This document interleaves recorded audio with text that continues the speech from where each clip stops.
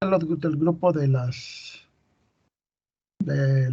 8 de la mañana que ya, pues sí se ve que están viendo las grabaciones, entonces va a valer la pena subirlas, ¿no? Que las de este día no las he subido, las subo ya terminando. Entonces, bueno, ok. Entonces, continuando con la unidad, esperamos terminar, yo creo que a más tardar mediados de la semana que viene, y terminaríamos y los ejercicios se los encargaría para, la terminamos a más tardar, espero que con las prácticas y todo el 25, les encargaría las cosas para el 2, y espero empezar en la última unidad en estos días para que terminemos como el 2 o el 3 para tener esta semana de colchón. Y recuerden que el último día de clases es el 10. Entonces, antes de esta fecha tengo que encargarle las cosas para que tengan tiempo de...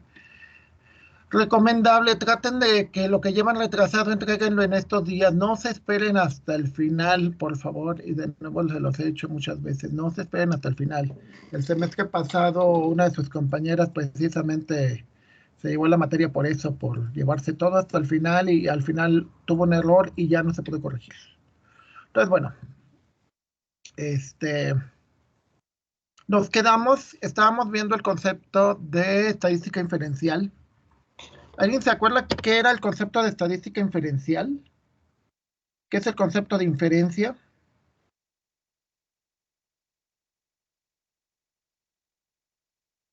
¿Se acuerda?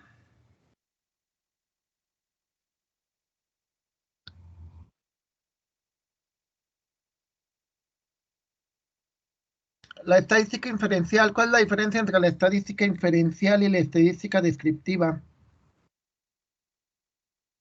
Recuerden, la estadística descriptiva, todos los indicadores, la media, la varianza, el máximo, el mínimo, el rango, etcétera, etcétera, etcétera.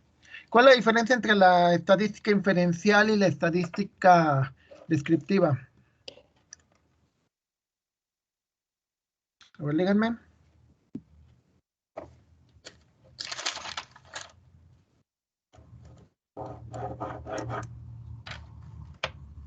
¿Nadie se acuerda? Que la inferencial estudia las características de una población, de un conjunto de personas, ¿no? Esa es la descriptiva. Más que estudiarlas, lo que hace es precisamente describir, mencionar, conocer. Y la inferencial, entonces, ¿qué sería? Porque esa sería la descriptiva. Si la descriptiva, tú cuentas cuántas veces he hecho algo, cuántas veces, cuál es el promedio de valores, cuál es la moda, todo eso. Esa es la descriptiva. Y la inferencial, Es de interpretación, ¿no? ¿qué inferencias puedes tener tú con respecto a este curso? O sea, ¿qué crees que va a suceder?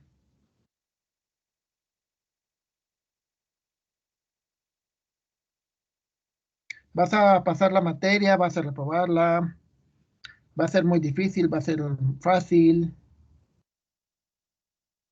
Sí, no es interpretativa de acuerdo a los datos que ves. Entonces, es como si yo interpreto que voy bien en la materia, como tal, ya tengo una conclusión de que pues la voy a pasar bien y que pues no se me hizo complicada, cosas así, ¿no? ¿Tú puedes inferir que no se te va a complicar? Ujú. Ok. Y la puedes inferir a partir de los datos que dices, como lo acabas de comentar. Inferir es la contraposición a suponer, ¿vale? O sea, en los dos tienes opiniones, datos y demás, acerca de ¿cómo se llama?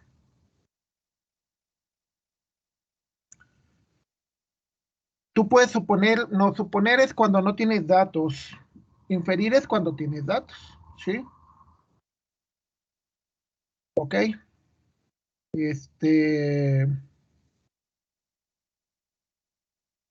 Entonces, recordemos que lo que los datos nos permiten es generar una distribución. Una distribución lo que te dice es qué cosas son más probables o qué cosas son menos probables. Por ejemplo, ahorita lo que me dicen es que es más probable que pases la materia a que la repruebes. ¿Están de acuerdo? Hay evidencia, ¿ok? Entonces, estamos viendo que una de las distribuciones que sirven mucho cuando tienes pocos datos es la distribución T del estudiante, T de student, ¿sí? Y lo que te dice la distribución es que a partir de los datos descriptivos, es decir, por ejemplo, en este caso, a partir de la media, dice, una muestra aleatoria de 16 mediciones, perdón, produce una media y una desviación estándar de 13 y 5.6. Entonces queremos obtener un intervalo de confianza al 99% para el tiempo medio para realizar un trabajo. Entonces lo que vas a... ¿De qué se trata esto? Pues se trata de lo siguiente. En base a los datos que hemos tenido y de una muestra aleatoria, o sea, decimos, la población se comporta así. ¿Ustedes creen que con los datos que nos muestran de las redes sociales pueden predecir cómo nos vamos a comportar o no? ¿Pueden predecirlo o no pueden predecirlo?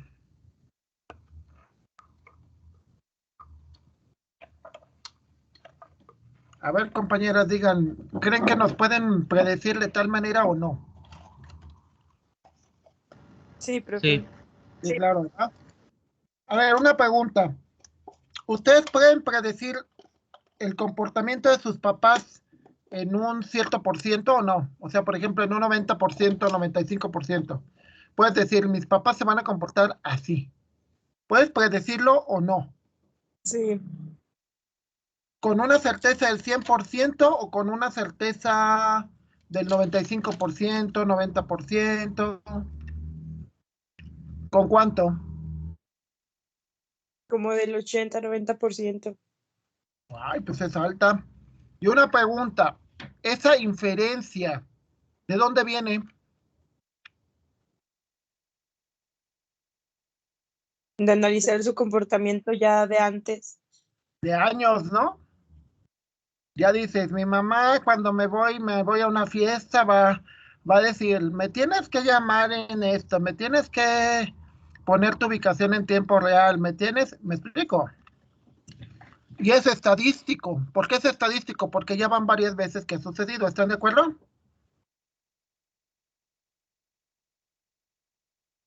Ok. ¿Sí o no? O sea, ustedes pueden estimar los datos de un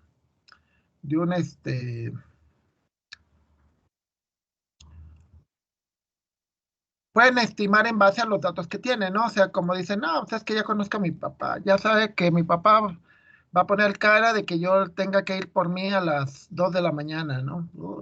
Vente en Uber. Y luego mi mamá, clásico, no, porque los Uber son empezar peligrosos, etcétera. Ok, entonces, a ver, vamos a ver este problema. Dice, se desea obtener un intervalo de confianza del 99% para el tiempo medio requerido para realizar un trabajo. La muestra aleatoria de 16 mediciones produce una media de 13 y una desviación estándar de 5.6. Si nosotros lo medimos, lo ponemos aquí, le decimos M, o sea, el número de muestras son 16, la media son 13 y la desviación estándar es 5.6. ¿Okay? Ahora vamos a ver el intervalo de confianza. El intervalo de confianza tiene que ver con lo que llamamos el porcentaje. En el caso del porcentaje, si es una variación hacia arriba y hacia abajo, entonces sería un 10% dividido entre 2. O sea, sería un 5%. Bueno, sería un 5% que sería este. Entonces, le dices que cuántos grados de libertad, le dices que son 15, porque siempre debe de ser 16 menos 1, o sea, debe de ser la población menos 1. Le cambias esto. La media le dices que son 13. Entonces, ahora sí evalúas, le dices que lo quieres a un 99%. Ah, bueno, no, aquí te dice una agencia de viajes. No, perdón. El ejemplo de abajo es un 99% de eficiencia. Entonces, le dices que el valor es 2.9467. Ese es el valor para una cola, es decir, tanto para arriba como para abajo, porque es un intervalo. Con ese valor, ¿qué es lo que hacemos? Si sabemos que la media es 13, entonces el intervalo va a ser igual a 13 más el valor de la probabilidad que sacamos.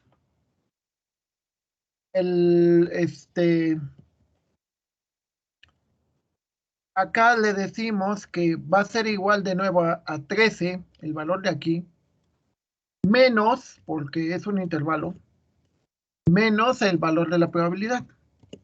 Entonces, para esos datos, decimos que el trabajo se va a hacer entre 15.94 minutos y entre 10.05, ¿sí? O sea, lo más pronto que puede estar es 10 minutos y lo más tarde que puede estar es 16 minutos, ¿sí?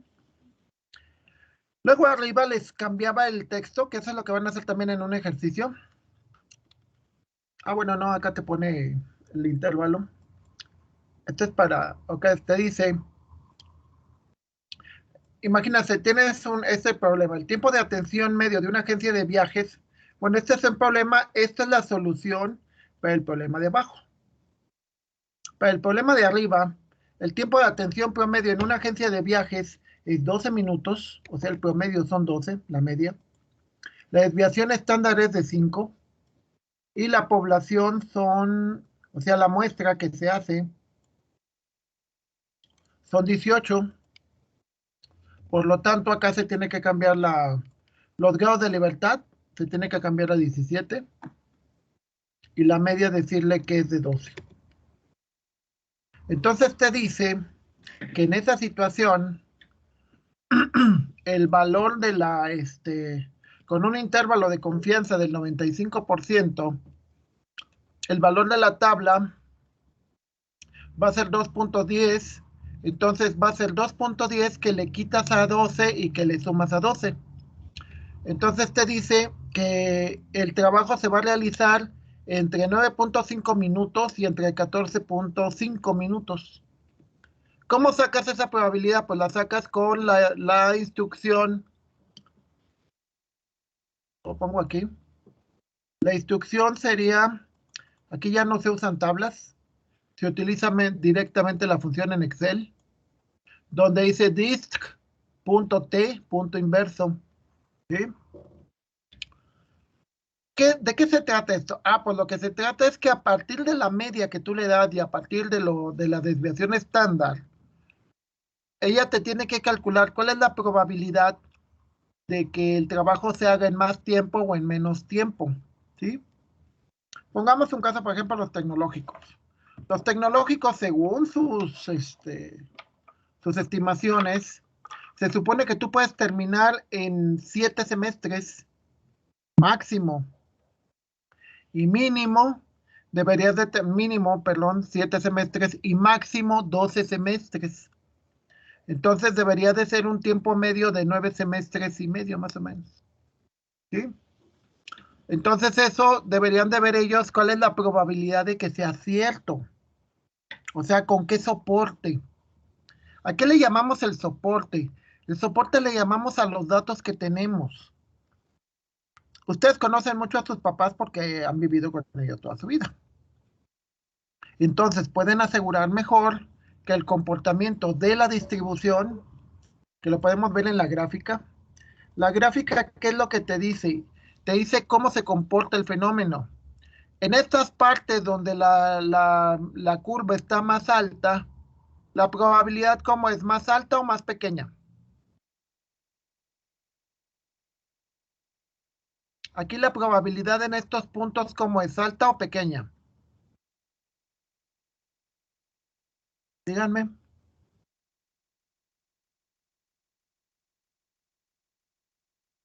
Salta en donde está ahorita.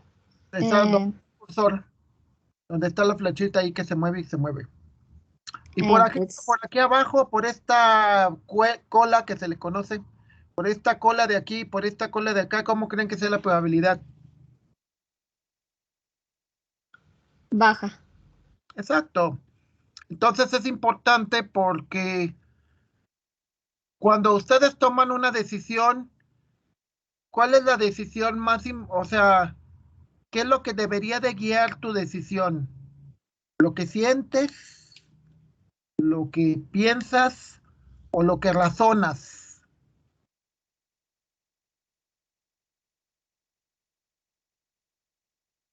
Díganme. En este caso, razonable es aquello que te basas en probabilidades, en datos, en evidencia.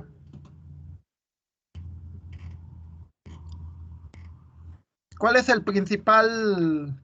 O sea, porque puede ser los 3 puntos, o sea, puede ser lo que sientes, lo que razonas y todo eso. Pero ¿cuál debe ser la principal guía? Lo que razonas, ¿Por qué? porque están los datos, entonces deberías de basarte en ellos. Aunque vaya en contra de lo que tú quieres, Pues podría encontrar un punto medio. claro, sin que te perjudique demasiado, ¿estamos de acuerdo? Sí, claro, lo que pasa es que hay que entender, es el concepto racional. El concepto racional, les pongo un caso, el lunes, nosotros veníamos de Guadalajara y yo quería pasear por algunos lugares de Guadalajara. Entonces, todos los que iban conmigo, que éramos 7 y los otros 6, dijeron que no, que ya nos viniéramos. Entonces yo ya no quise protestar y dije, bueno, vámonos. Pero también razonándolo, te das cuenta que, por ejemplo, yo ya estaba muy cansado, yo ya no tenía problemas ya para manejar. Entonces, aunque hubiera querido andar de vago y demás, ya no hubiera podido, ¿vale? Entonces, muchas veces eso es lo que implica una buena decisión. O sea, una buena decisión se tiene que basar en esto. ¿Qué cosas voy a tomar en cuenta? Pues lo que es más probable, ¿no? Que no me gusta, pues bueno. Mira, en ese concepto de que me gusta o no me gusta, yo siempre he dicho, los gustos cambian con el tiempo, siempre. Entonces, el hecho de que algo no te guste ahorita no significa que no te va a gustar después, ¿sí? Sí, de hecho, a mí me ha tocado que de repente veo a alguna señora y digo, ay, ya está, ya es una señora, ¿no? Y de repente me quedo pensando y digo, bueno, y es que yo también. Y digo, ay, puede ser hasta de mi edad. Wow. Entonces cambió, ¿no? Ya cambiaron las cosas, ya no es las mismas cosas, ¿no? Y entonces pasa igual. O sea, pasa igual de que dices, ya no te puedes quedar estancado, entonces todo cambia, todo va cambiando, los gustos cambian, pero los datos no, los datos son esos, hechos. Entonces, aquí en este caso, una pregunta, ¿tú crees que este problema de que cuánto es el tiempo en el que te vas a tardar en hacer un servicio sea importante para una agencia de viajes?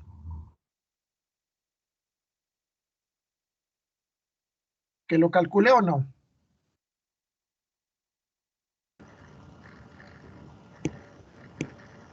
Sí, ¿Crees que es importante o no? sí, ¿Por qué razón? porque en sí la mayoría de los viajes que hace, o sea, la agencia de viajes hace, por decir, recorridos, se basa en horarios.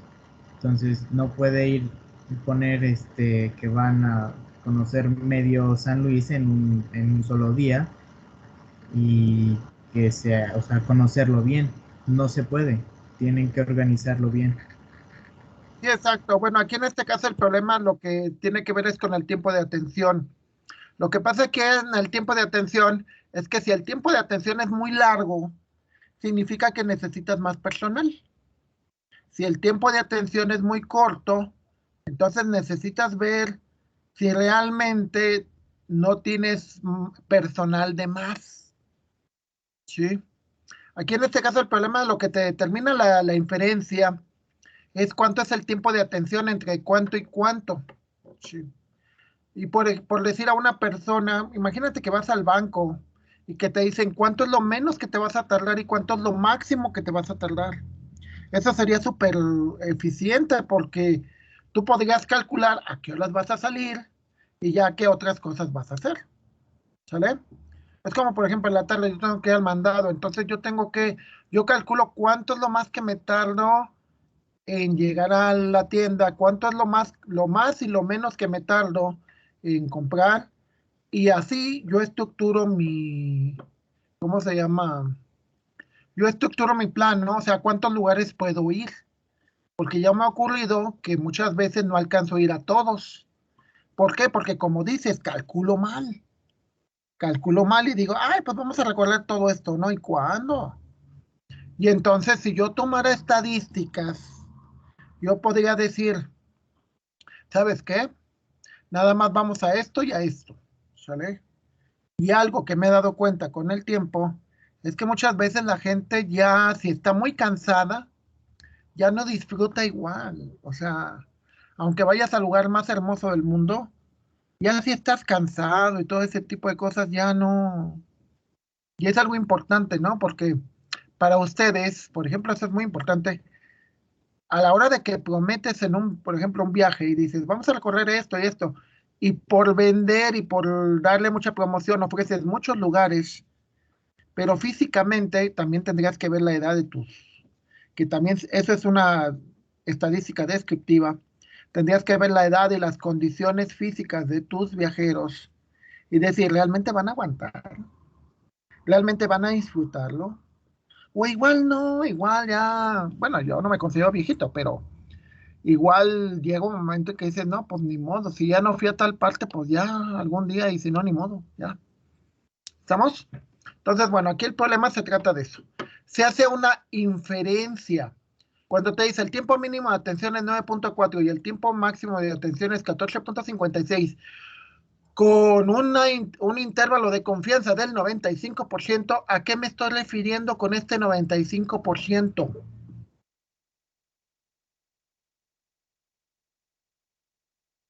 ¿A qué me estoy refiriendo, compañeros? Porque lo puedo cambiar al 90%, al 80%, al 99%. ¿A qué me refiero con ese por ciento? Que tiene que ver con el nivel de confianza.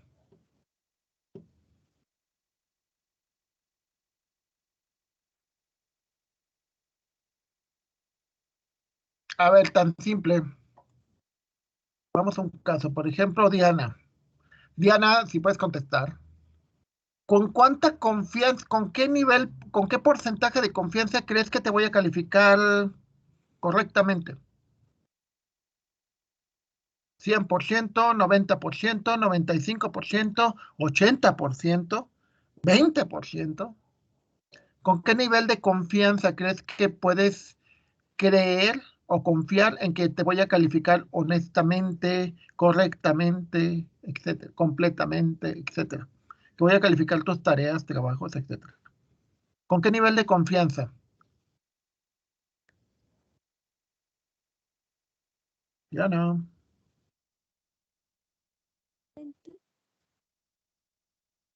Oh, tiene problemas para su micrófono, creo. Que trató de contestar, pero no me dijo. Bueno, alguien que tenga el micrófono más disponible. Verónica, Emanuel, Juana. El 90, ¿no, profe?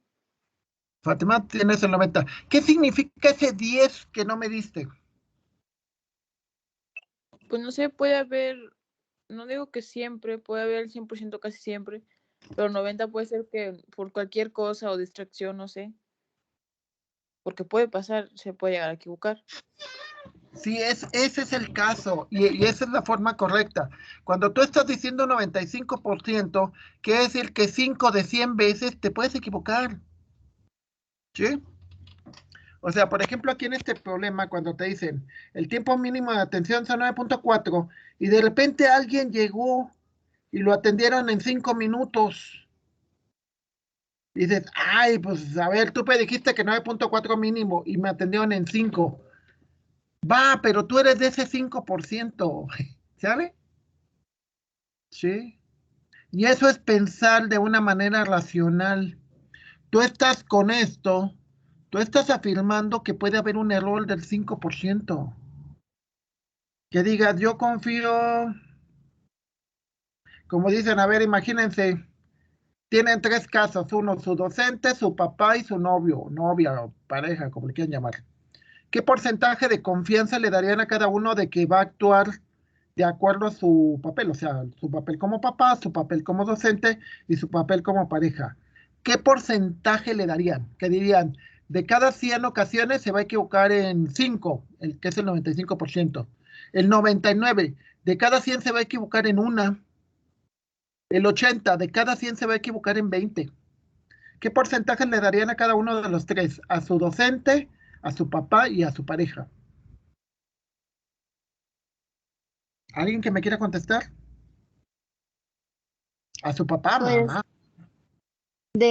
o sea, de nuestros papás podría ser tal vez igual un 95%, porque puede haber ocasiones en las que se equivoquen, pero piensan que está bien, pero no lo está o algo así. Ok, 95%. Confías un montón, ¿eh? Ok, en tu docente, ¿cuántos confías? ¿Cuánto confías en que yo no me equivoque? Ah, pues también supongo puede ser o 95 o 90, porque como dijo mi compañera Fátima, puede haber tal vez un error en la plataforma o puede que usted se haya equivocado en algún ejercicio o no lo haya revisado bien por distracción, entonces ¿O me eso. caíste mal? Sí, vamos, son errores, ¿eh? O sea, son cosas que salen mal y no necesariamente, o sea, por muchas cosas pueden salir mal. Ok, le das casi un 95 igual a un papá que a un docente, lo cual habla de que tienen mucha confianza. Y el último caso, De pareja, ah, tal vez le daría como un 80. Mm, me equivoqué. no, no lo sé. No está bien, digo, al final de cuentas es válido. Es válido, o sea, a lo que voy y todo este cuento es que les quede claro de que ustedes definen su nivel de confianza. ¿Están de acuerdo? ¿En quién tendría que tener una gran confianza? ¿A quién le daría un 99% de confianza? O un 98%.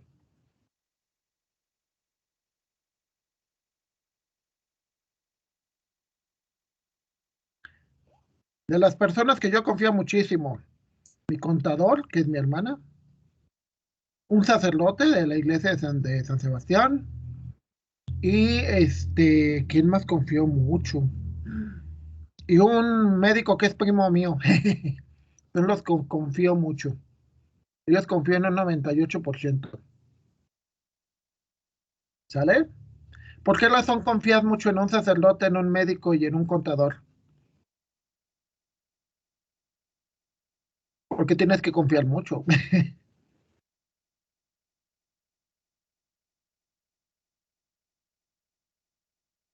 A ver si queda claro por qué lo hago o no.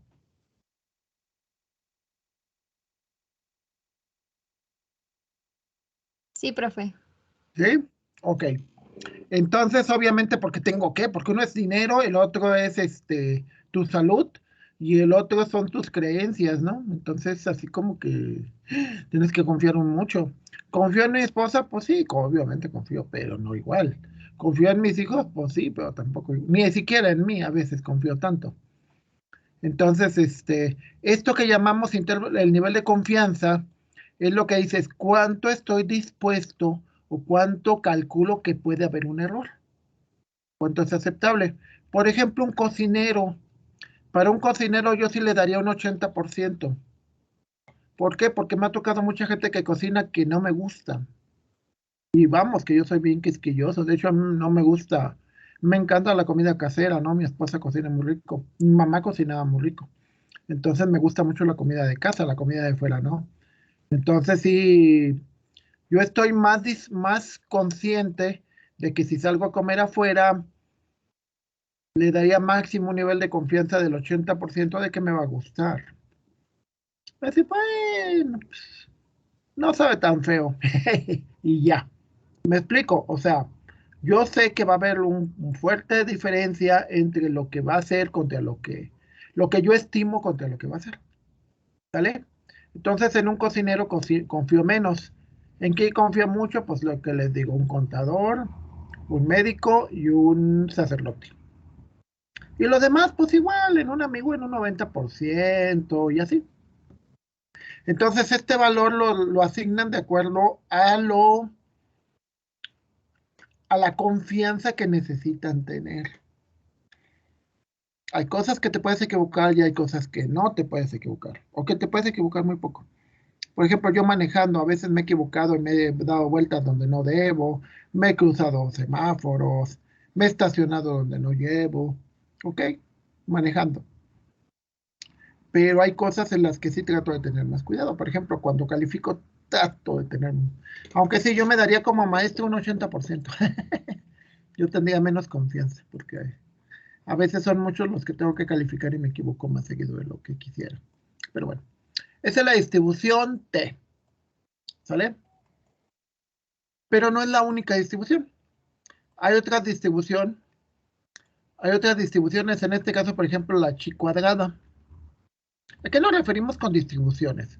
De nuevo, nos referimos a fenómenos que se comportan de cierta manera. En la estadística hay fenómenos que se comportan normalmente, es decir, tienen una distribución normal, y hay otros que se comportan de otra forma. Por ejemplo,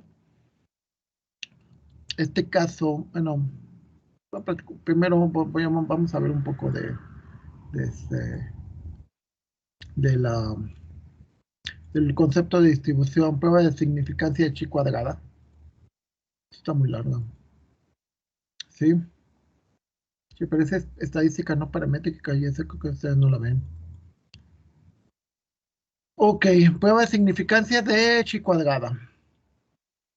Es una prueba estadística para evaluar hipótesis acerca de la relación entre dos variables. A ver, nosotros la estadística nos sirve para probar, ¿sí? La estadística inferencial tratamos de probar cosas. Por ejemplo, lo que decían ahorita, tengo que probar si voy a pasar la materia o no. Tengo que probar si la vacuna es eficiente o no. Tengo que probar si voy a ganar lo suficiente para vivir. ¿Sale? Entonces, una de esas pruebas es lo que se conoce como chi cuadrada. ¿Y qué se representa con este simbolito? Es la letra chi en griego y tiene un cuadrado.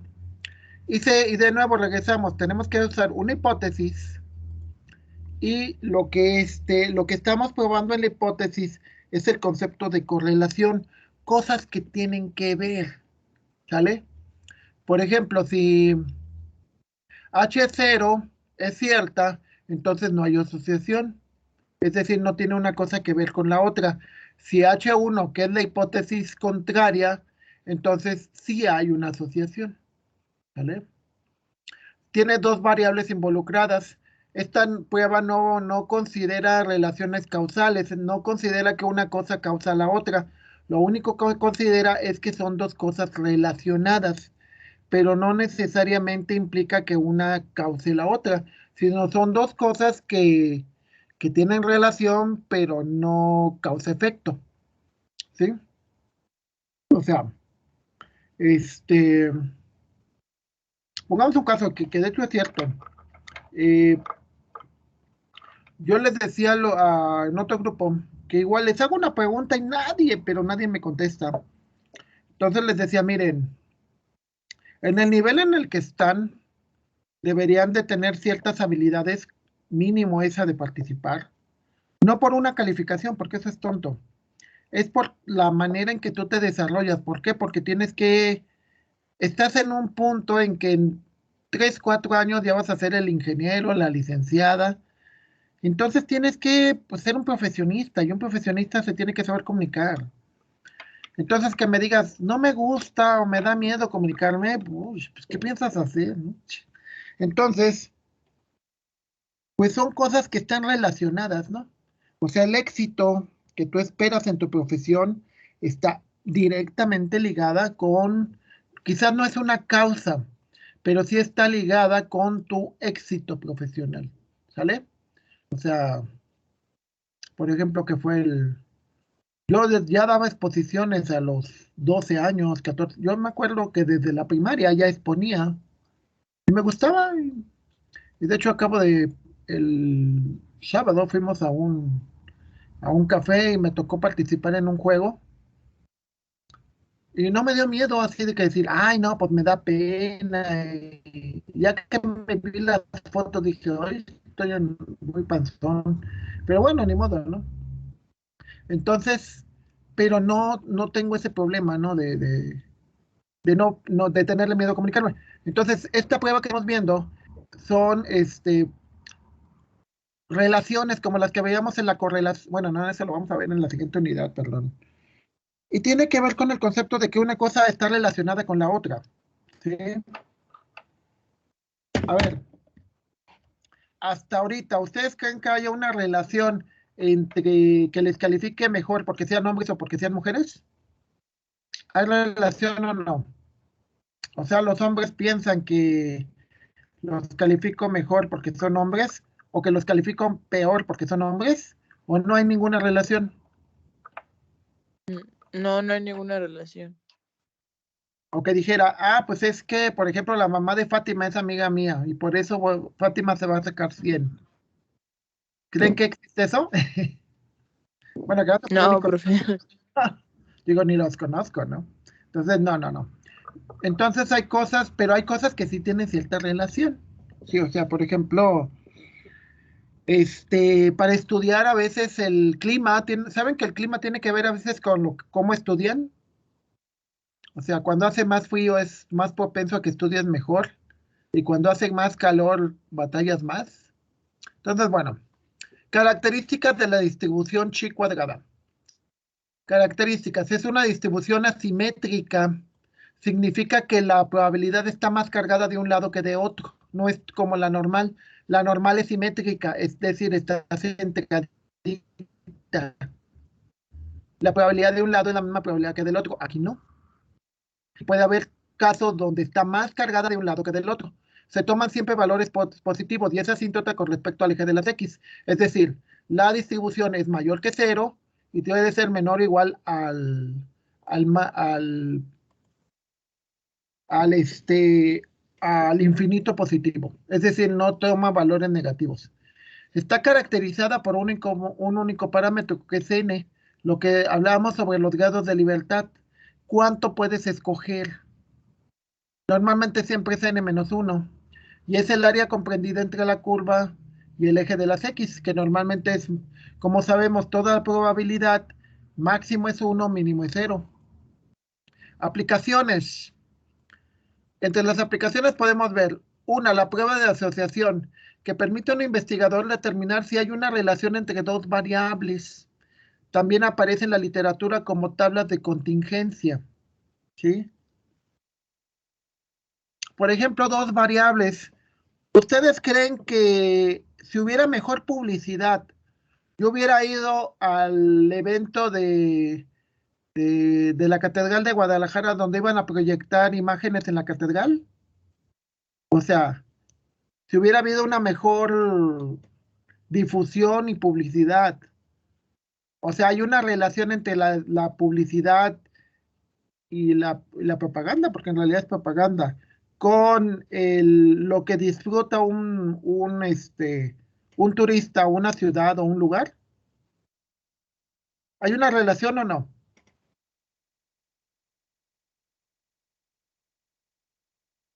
¿Hay una relación o no, compañeros?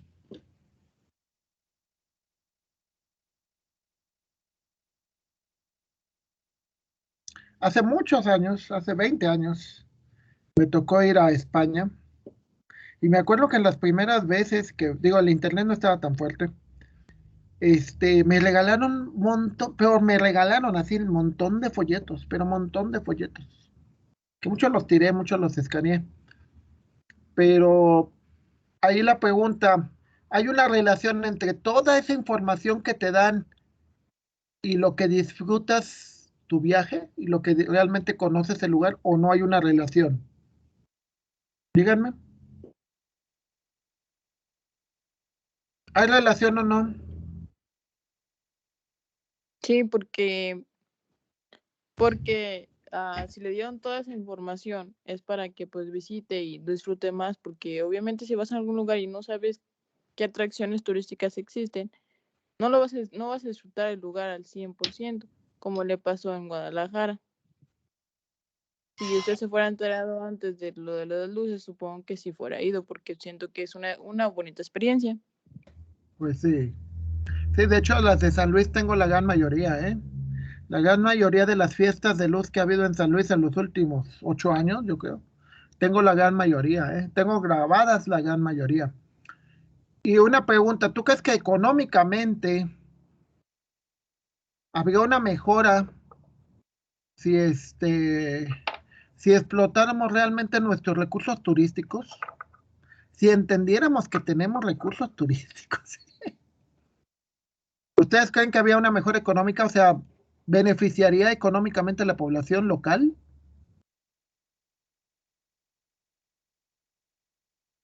O sea, hay una relación entre lo que cuidemos de nuestros recursos turísticos con el beneficio a la población local. ¿Hay una relación o no hay relación? Sí, En pocas palabras, ¿vale la pena que cuidemos nuestras cosas o no? sí. Sí, claro. ¿Y cómo qué le podemos llamar como recursos turísticos? Como patrimonio turístico. De hecho, me decían que diera la materia. Estaría padre, pero no, pues no. No soy del área. Pero dices, a ver, ¿cómo qué es patrimonio? ¡Wow! Pues un montón de cosas. Desde la cultura, desde, ¿qué más? Pues como tal, los lugares más antiguos, por así decirlo, son como tal patrimonio, como aquí en San Luis Potosí, el centro. Ajá. Sí, o sea, no nada más es, o sea, no nada más es que cuides los lugares, sino que lo difundas, ¿no? Que digas, mira, aquí se firmó el plan de San Luis donde empieza la revolución. Y aquí pasaba Juan del Jarro, que su leyenda es esta. Y aquí, o sea, vamos, o sea, y no estoy hablando nada más de lugares, por ejemplo, la comida es un patrimonio, ¿eh? O sea, hay lugares como Jalisco, Guadalajara, lo que es la birria, el pozole, las tortas ahogadas, vamos, es un, es riquísimo, ¿no? Y es algo o sea, por ejemplo, Hidalgo, Oaxaca, la comida es algo por lo que vale la pena ir al lugar, ¿no? Y hay otros que también es la naturaleza, ¿no? La Huasteca, tú vas por los lugares históricos, o porque haya monumentos, iglesias muy antiguas y con una gran cultura, o por qué vas, o cuál es su Por la patrimonio. naturaleza, ¿no, profe? Claro, claro, ese es otro tipo de patrimonio. Entonces hay una relación. Y de hecho también tendrías que establecer relaciones entre el tipo de turismo, el tipo de población con lo que le vas a ofrecer. Si tú quieres un montón de chavitos que normalmente no tienen cultura, y digo, bueno, lo que pasa es que yo a esa edad sí la tenía. Digo, me acuerdo un chavito que decía, yo no voy a una zona arqueológica porque son puras piedras viejas, ¿no?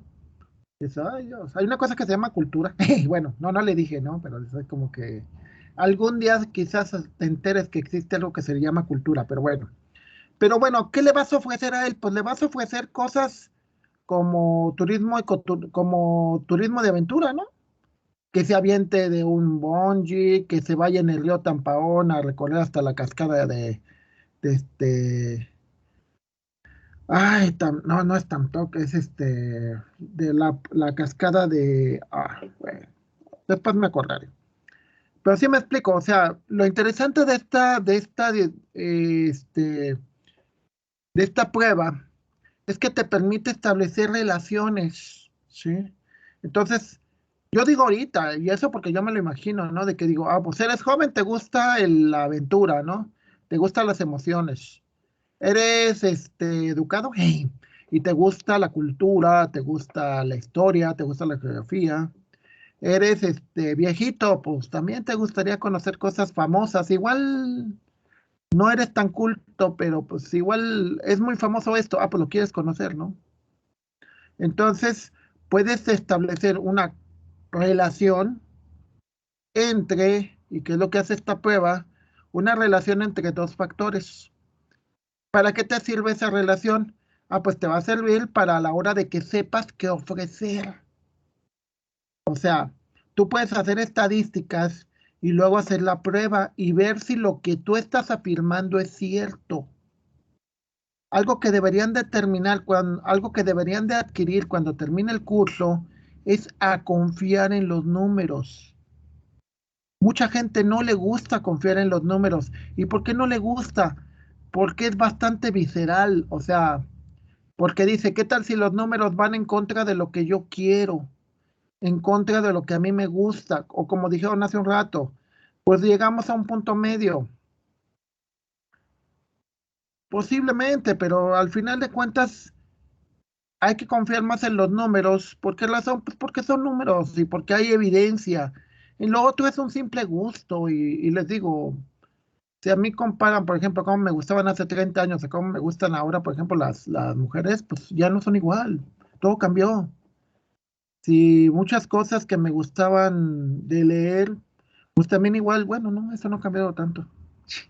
Pero ya mucho ya han cambiado. Entonces, los conceptos viscerales de que, ay, que me gusta, que siento, que eso, cambia con el tiempo, ¿eh? Eso cambia, ¿eh? Cambia.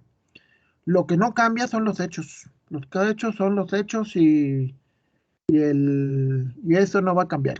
Mañana continuamos con el procedimiento, cómo se usa esta prueba, ¿sí? Y en un momento dado, simplemente son ejemplos que les va a mostrar cómo sirve, cómo se usa. Obviamente no vamos a ir a fondo porque no hay tiempo, pero igual que en la distribución T.